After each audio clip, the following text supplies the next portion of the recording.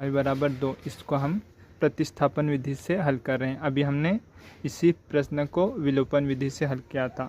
तो यहाँ पर हमारा समीकरण 1 ये है और समीकरण 2 ये है।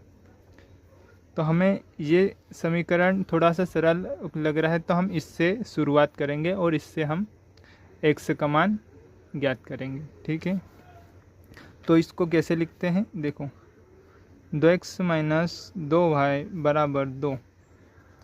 अब इसमें क्या करेंगे, 2y को इसके बराबर के उधर ले जाएंगे तो क्या होगा, 2x बराबर 2y, 2x बराबर, ये यहाँ पर माइनस में है तो ये प्लस में हो जाएगा, 2x बराबर 2 प्लस 2y। ठीक है, अब इसके बाद में अगला स्टेप क्या है, देखो अब हमारे पास यहाँ सिर्फ x बचेगा और 2x बराबर 2 प्लस 2y, और जो था यहाँ पर गुणा में, वो यहाँ पर भाग में आ जाएगा। ठीक है, ये भाग में आ गया। अब हम इसको, ये x का मान यहाँ से हमें प्राप्त होगा, तो अब हम इसे हल कर लेते हैं। तो 2 से 2 कटेगा एक बार, फिर यहाँ पर 2 से 2 कटेगा तो 1 प्लस y, x बराबर हमारे पास क्या है, x प्लस y। इसको हम x बराबर y प्लस 1 भी लिख सकते हैं। ठीक है, तो ये हमारा x का मान आ गया। आपको अगर ये स्टेप नहीं समझ में आई तो मैं आपको एक बार और बता दूंगा। ठीक है, अब इस मान को हम समीकरण 1 में रखेंगे, क्योंकि हमने ये मान समीकरण 2 से निकाला है। अब हम इस मान को समीकरण 1 में रखेंगे। चलिए रखते हैं। पहले मैं वैसा का वैसा समीकरण उतार लेता हूँ। 3x प्लस 4y बराबर 10।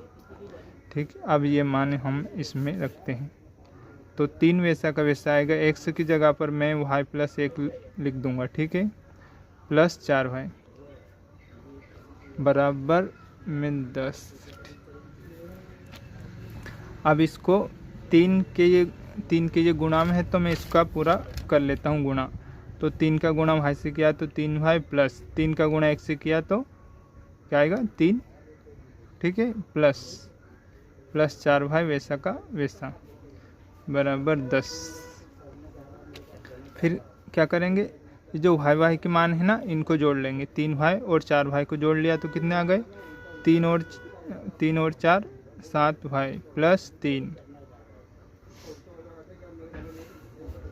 अब ये बराबर का चिन्ह प्लस 10।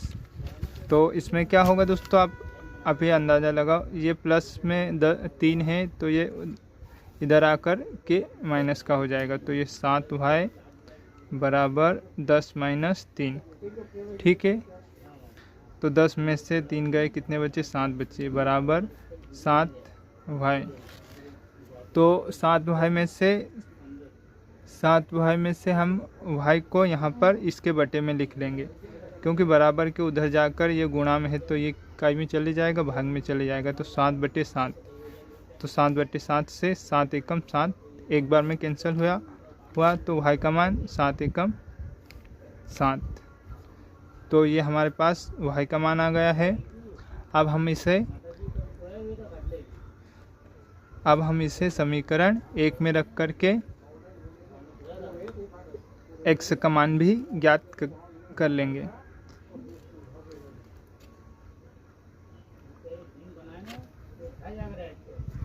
ठीक है, तो देखो हम यहाँ पर रखते हैं,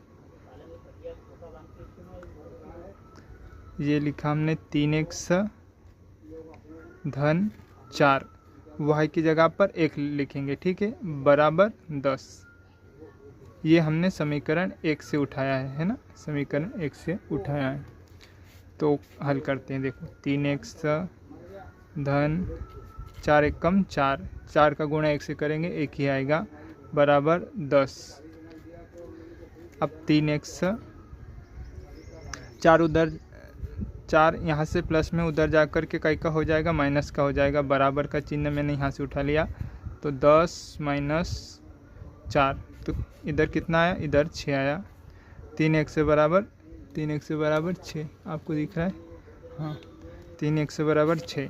तो हम यहाँ से 3 को इसके 6 के भाग में ले जाएंगे, तो x बराबर 6/3, x बराबर 6/3। तो 3 से इसको डिवाइड करेंगे, 3 दूना 6, तो x बराबर हमारे पास क्या आ गया, 3 दूना 6, x बराबर हमारे पास क्या आ गया 2।